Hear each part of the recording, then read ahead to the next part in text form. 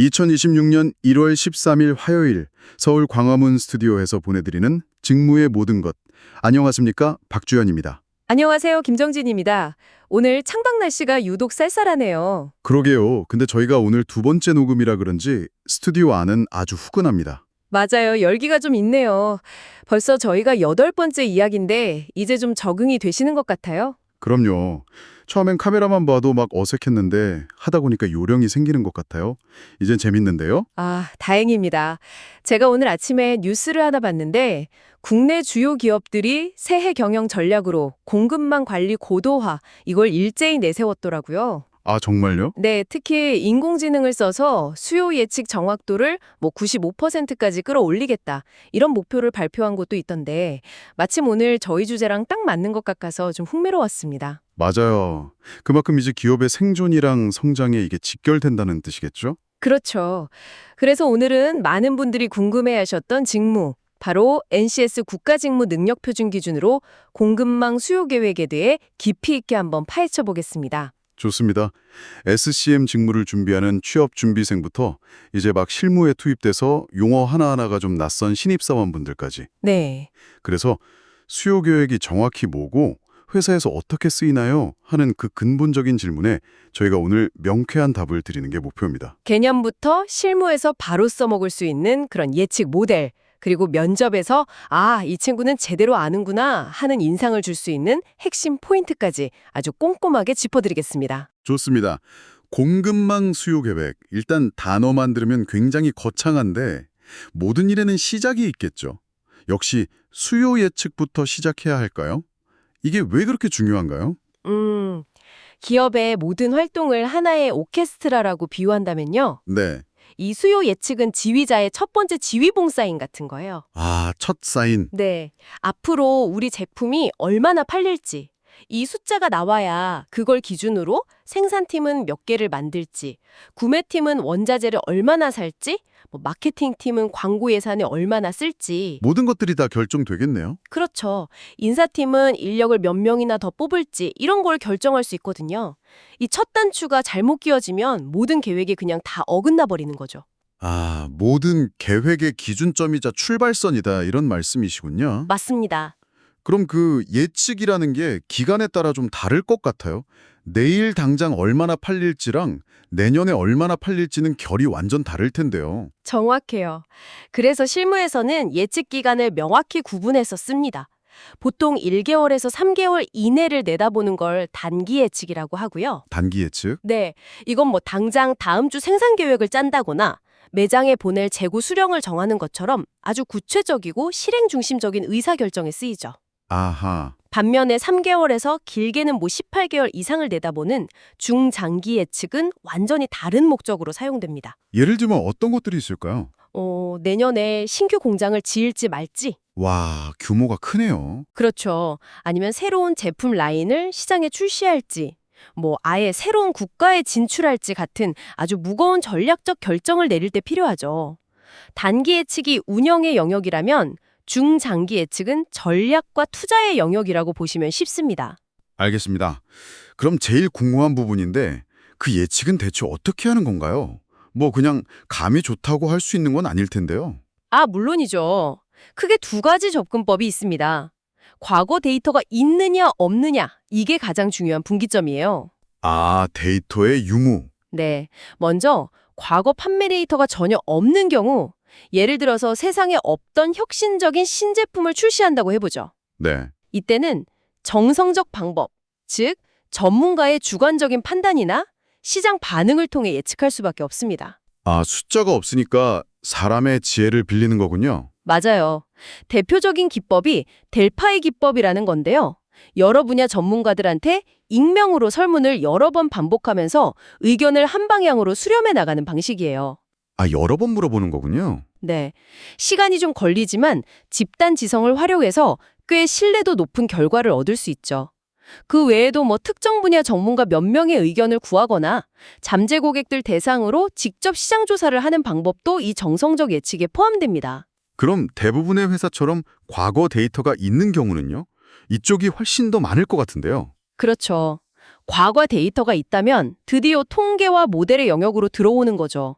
이걸 정량적 방법이라고 부릅니다. 정량적 방법. 네, 여기서부터가 이제 수요 계획 담당자의 진짜 실력이 드러나는 부분인데요. 이 정량적 방법도 크게 두 가지로 나뉩니다. 첫 번째는 시계열 분석이에요. 시계열 분석. 시간의 흐름에 따라 분석한다. 이런 뜻인가요? 네, 오직 과거의 판매 데이터라는 그 시간의 흐름 속에서 패턴을 찾아내는 방식입니다. 패턴이요? 예를 들어 아이스크림 판매량 데이터가 있다면 매년 여름에 판매량이 치솟는 계절성 패턴을 발견할 수 있겠죠? 아, 네네. 혹은 회사 실적이 좋아서 매년 판매량이 꾸준히 우상향하는 추세를 파악할 수도 있고요. 이렇게 시간 속에서 발견한 패턴을 미래로 쭉 연장해서 예측하는 게 시계열 분석의 핵심입니다. 오, 되게 흥미롭네요. 오직 과거의 판매량 데이터만 본다는 게요. 다른 요인은 전혀 고려하지 않고요. 바로 그 질문에 대한 답이 두 번째 방법인 인과형 예측입니다. 인과형 예측. 네, 이건 판매량에 영향을 주는 다른 원인 변수와의 관계, 즉 인과관계를 분석하는 거예요. 원인.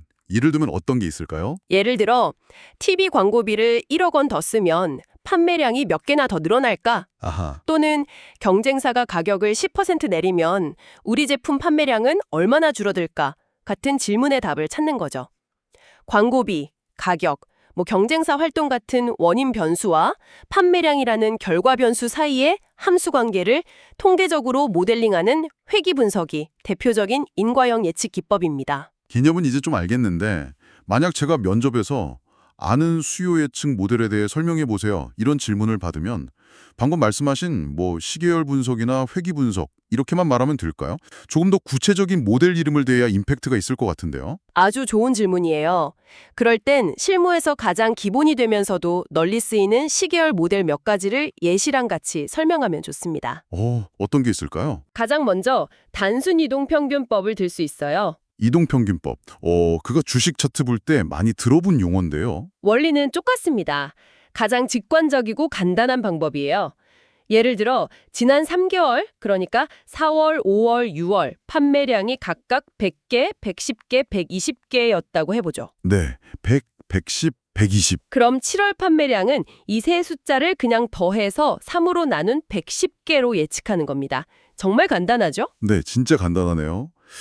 근데 이 방법은 4월에 100개나 바로 지난달인 6월에 120개나 똑같은 중요도로 보는 거잖아요. 그쵸. 최근 데이터가 미래를 더 잘 설명해 줄 것 같은데 약간의 맹점이 있어 보입니다. 정확히 짚으셨어요. 바로 그 맹점을 보완한 게 두 번째 모델, 가중이동평균법입니다. 가중이동평균법. 네, 이름 그대로 최근 데이터에 더 높은 가중치를 부여하는 방식이에요. 방금 예시에서 6월 판매량에는 가중치 0.5, 5월에는 0.3, 4월에는 0.2를 곱해서 더하는 거죠. 아, 이렇게 하면 단순 평균인 110개보다 최근 실적인 120개에 더 가까운 예측치가 나오면서 최근 시장 변화를 더 민감하게 반영할 수 있게 됩니다. 훨씬 합리적으로 들리네요. 그럼 마지막으로 하나만 더 꼽아주신다면요. 지수평활법을 기억해 두시면 좋습니다. 지수평활법. 이동평균법은 최근 3개월처럼 딱 정해진 기간의 데이터만 보잖아요. 네. 지수평활법은 이론적으로는 과거의 모든 데이터를 다 반영하되 수학적인 장치를 통해서 최근 데이터일수록 훨씬 높은 가중치가 자동으로 부여되도록 설계된 조금 더 정교하고 세련된 모델입니다. 아하. 실무에서 정말 많이 쓰이는 모델이니까 단순이동평균법, 가중이동평균법, 지수평활법 이 세 가지는 세트로 묶어서 장단점과 함께 기억해 두시는 게 아주 좋습니다. 이렇게 다양한 기법을 써도 100% 정확한 예측은 불가능하겠죠. 아까 뉴스에서도 목표가 95%라고 했지 100%라고는 안 했으니까요. 바로 그게 이 직무의 가장 중요한 핵심 철학이자 대전제입니다. 제1원칙은 바로 예측은 항상 틀린다. 예측은 항상 틀린다. 굉장히 역설적으로 들리는데요. 틀릴 걸 알면서 왜 이렇게 열심히 하는 거죠? 이 말의 진짜 의미는 완벽한 예측을 추구하는 게 아니라 오차를 최소화하고 그 오차를 관리하는 게 이 직무의 본질이라는 뜻이에요. 아, 오차 관리? 네. 그래서 예측 담당자의 업무는 예측치를 계산해서 딱 던져주는 데서 끝나는 게 절대 아닙니다. 그럼 그 다음은요? 예측과 실제 판매량이 얼마나 차이가 났는지 그 오차를 끊임없이 추적하고 분석해야 해요. 실무에서는 메디나 메이피 같은 지표를 사용해서 우리 예측 모델의 정확도를 꾸준히 평가하고요. 또 오차의 원인을 파악해서 다음번 예측 모델을 개선하는 과정이 반드시 동반됩니다. 아, 그러니까 예측하고 실제 결과랑 비교해서 얼마나 틀렸는지 복기하고 그 교훈을 바탕으로 다음 예측을 조금이라도 더 정확하게 만드는 그 과정의 무한 반복이군요. 정확합니다. 그리고 예측의 두 가지 속성을 더 기억해 두시면 좋은데요. 첫째, 큰 수의 법칙에 따라서 개별 상품 하나하나를 예측하는 것보다 상품군 전체를 예측하는 게 더 정확합니다. 아, 묶어서 예측하는 게 더 쉽군요. 네, 예를 들어 신라면 하나보다는 국내 봉지라면 전체 시장을 예측하는 게 오차율이 훨씬 적죠. 둘째는 당연하게도 먼 미래보다는 가까운 미래를 예측하는 것이 더 정확하다는 점입니다. 자, 그럼 이제 우여곡절 끝에 예측이 끝났습니다. 이 예측 결과를 바탕으로 이제 실제 실행 계획을 세워야겠죠? 맞습니다. 이 과정에서 공급망 관리의 꽃이라고 불리는 아주 중요한 프로세스가 등장하는데요. 꽃이요? 네, 바로 S&OP, 우리말로는 판매 운영 계획입니다. S&OP. 아, SCM 관련 직무 면접에서는 거의 무조건 나온다고 봐도 되는 그 단어네요. 그럴 수밖에 없어요. 이게 뭐냐면 각자 다른 목표를 가진 여러 부서가 한자리에 모여서 조율하는 회의자 프로세스거든요. 조율이요? 한번 상상해 보세요. 영업팀은 판매 목표를 달성하고 인센티브를 받아야 하니까 예측치를 최대한 높게 잡고 싶어 하겠죠? 그렇죠. 더 팔 수 있다. 반면에 생산팀은 공장을 안정적으로 돌리고 싶으니까 무리한 생산 계획을 싫어할 거고요. 그렇게는 못 만든다. 그렇죠. 재무팀은 현금 흐름을 관리해야 하니까 재고가 쌓이는 걸 극도로 경계할 겁니다. 재고 쌓이면 다 비용이다. 와, 생각만 해도 부서 간의 팽팽한 기싸움이 벌어질 것 같은데요. 바로 그 상황을 막기 위해 존재하는 게 S&OP입니다. 아, 수요 예측 담당자가 만든 객관적인 예측 데이터를 테이블 위에 올려놓고 영업, 마케팅, 생산, 구매, 재무 이 관련 부서 책임자들이 모두 모여서 논의하는 거죠. 네. 그리고 마침내 좋아, 각 부서 입장은 알겠지만 우리 회사 전체 목표를 위해 다음 달에는 총 10만 개를 생산하고 판매하는 것으로 합의하자와 같이 모두가 동의하는 단일 계획을 수립하는 겁니다. 아, 모두가 합의한 하나의 계획. 네. S&OP는 부서 이기주의를 막고 회사를 한 방향으로 움직이게 하는 사내 협상 테이블이자 교통정리 시스템인 셈이죠. 전사적인 합의를 이끌어내는 과정이군요. 그럼 그 합의된 생산량을 어떻게 달성할지에 대한 구체적인 전략도 필요하겠네요. 물론이죠. S&OP를 통해 결정된 총 생산량 목표를 달성하기 위한 큰 그림을 총괄 생산 계획이라고 하는데요. 여기에는 크게 두 가지 상반된 전략이 있습니다. 첫 번째는 수요 추구 전략입니다. 말 그대로 수요를 쫓아간다는 의미인가요? 네, 수요가 폭발하는 성수기에는 공장을 24시간 돌리고 단기 인력도 대거 채용해서 생산량을 확 늘리고요. 네. 수요가 뚝 끊기는 비수기에는 생산 라인을 멈추고 인력을 줄이는 아주 유연한 방식이죠.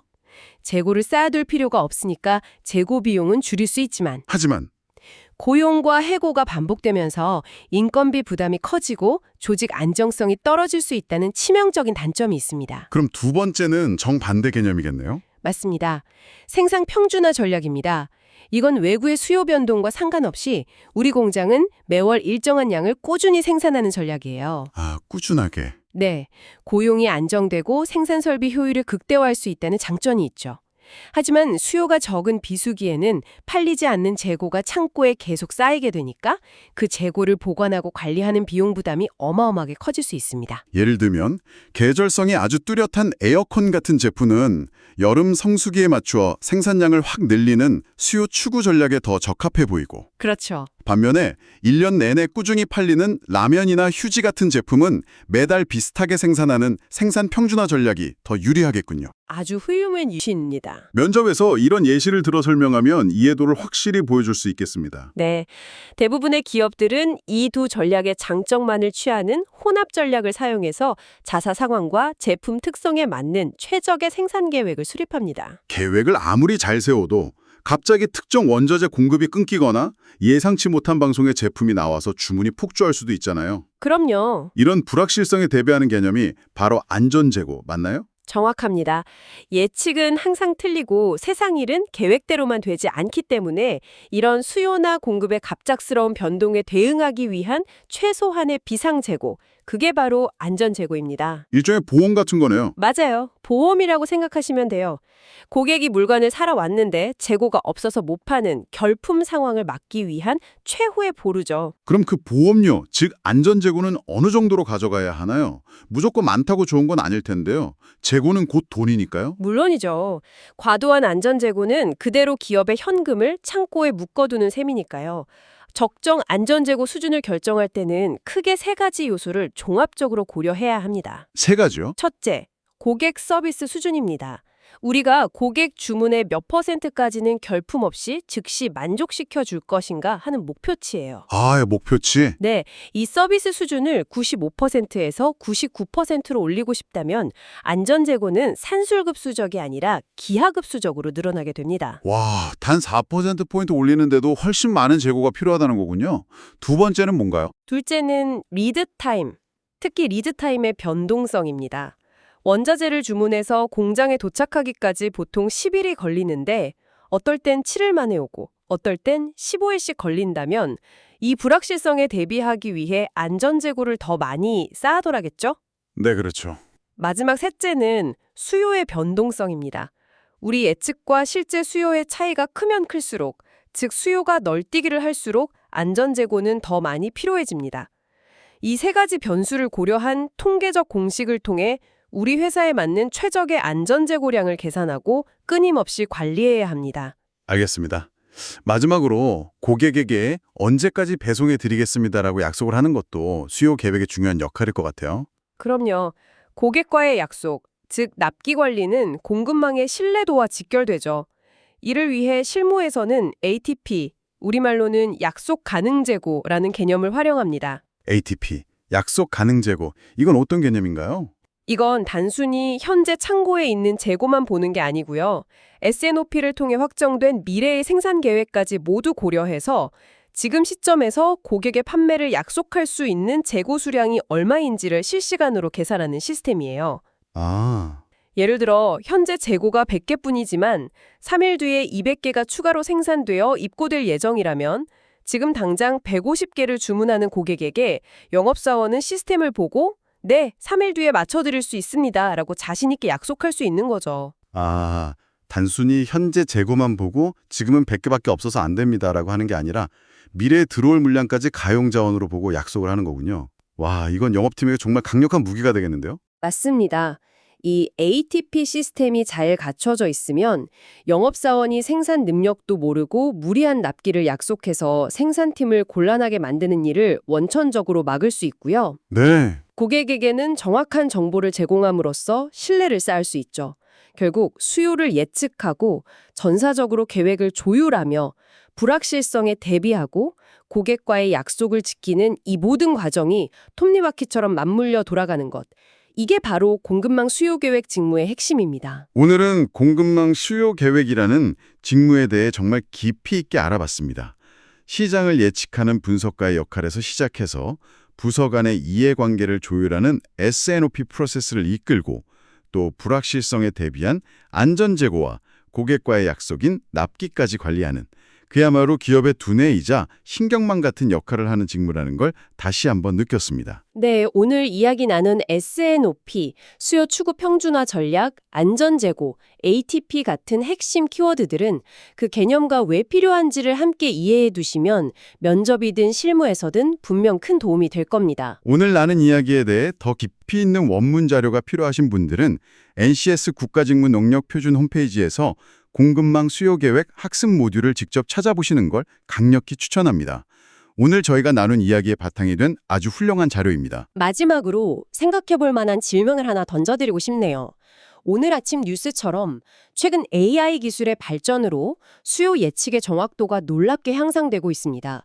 그렇다면 언젠가 예측은 항상 틀린다는 이 오랜 명제가 깨지고 불확실성이 거의 제거되어 안전재고가 필요 없는 시대가 올 수도 있을까요? 오! 아니면 예측 불가능한 새로운 변수들이 계속 나타나면서 결국 데이터를 해석하고 복잡한 이해관계를 조율하며 최종 의사결정을 내리는 인간 고유의 통찰력이 더욱 중요해질까요?